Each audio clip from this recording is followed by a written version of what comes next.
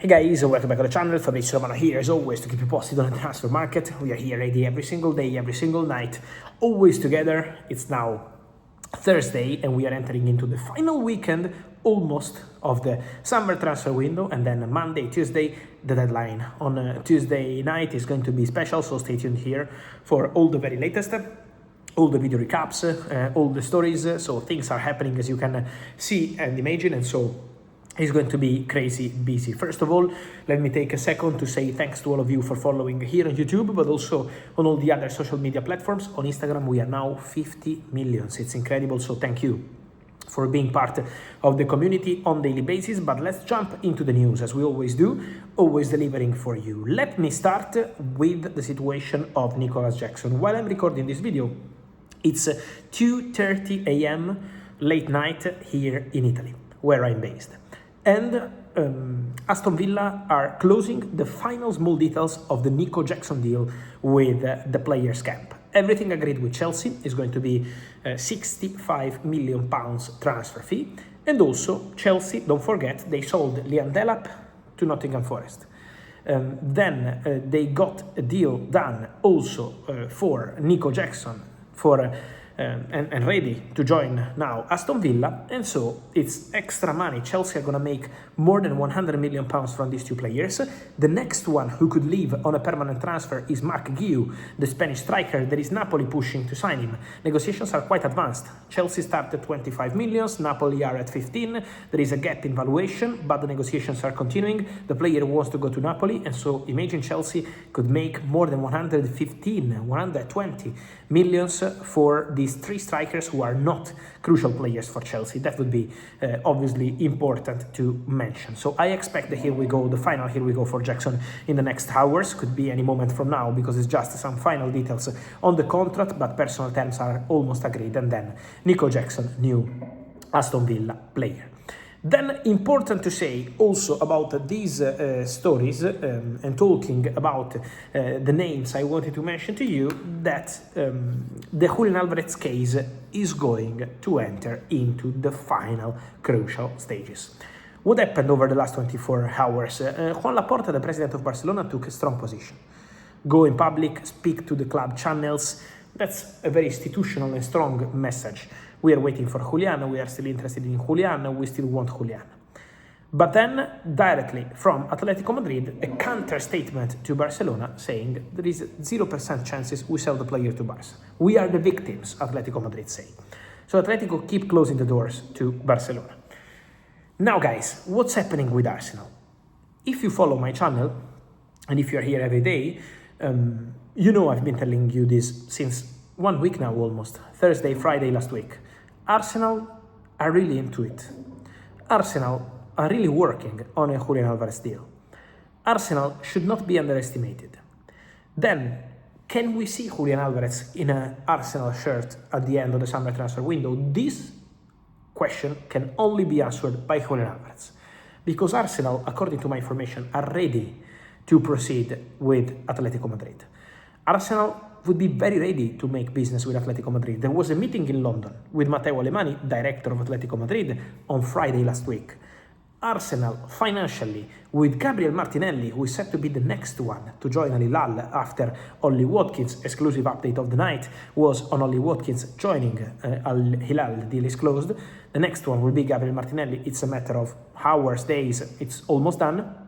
And then we still wait for the final green light from Martinelli to say, here we go. But between clubs, it's almost done. So Arsenal could have extra money to invest in terms of transfer fee. So it's not a financial problem. Arsenal can find a solution in terms of formula, in terms of structure with Atletico Madrid. That's not an issue. The real crucial issue is going to be about the player. Julian Alvarez now has to decide, not today maybe, but in the next days, in the space of a few days, what he wants to do. Because at the moment Barcelona keep waiting for him, but at the same time Atletico Madrid are not opening the doors, in public and in private. So Arsenal hope that close to the end of the window they can get a green light from Julian Alvarez. Julián can finally pick up the phone when Mikel Arteta is calling, and then Arsenal hope they can really make it happen. But this only depends on Julián.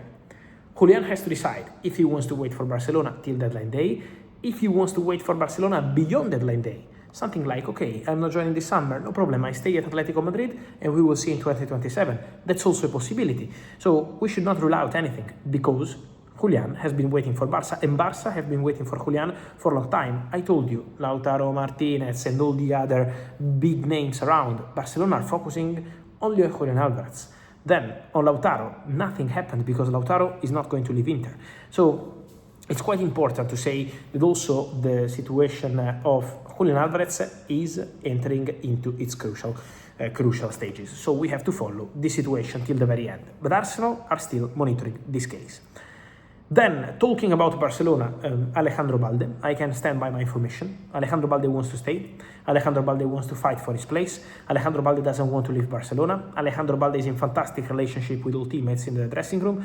So Balde wants to stay. So unless there is a very big proposal from now to deadline day and Barcelona decide to accept, in that case, Barça to push Alejandro Balde to leave, well, in that case, Balde will go. But if it's not Barcelona pushing him out, and again, it has to be a top club, Balde is not accepting normal clubs, good clubs, top European clubs or nothing, well, in that case, Balde is more than happy to continue at Barcelona. Then, we have also to mention the situation of Bradley Barcola. I told you in one of my last videos here on the channel, I don't remember which one, but in the last 2-3 days, I told you several times, I think the real next update has to be, here we go.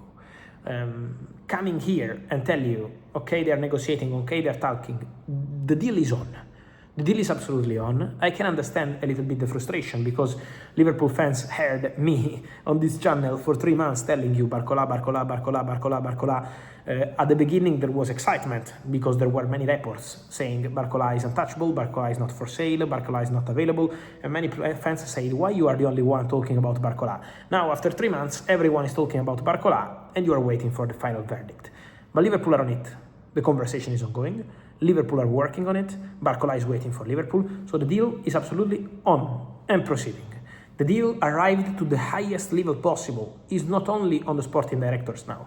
It's not only about Luis Campos, Richard Hughes and all the others. Even the owners of the clubs, Nasser Al-Khelaifi and all the Liverpool side with Family Group and also the new co-investors at Liverpool, they are all working on this deal for Bradley Barcola. So now the deal is at the highest level possible in terms of people involved.